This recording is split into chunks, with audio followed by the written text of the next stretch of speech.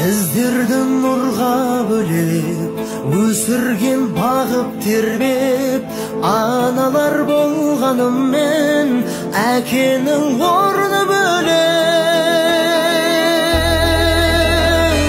Әкелер асқар таулар, бақытқа бастағандар, көтеріп өмір жүгін, бәйгеден қашпағандар. Сол үшін әкелерге тең келмес басқа жандар.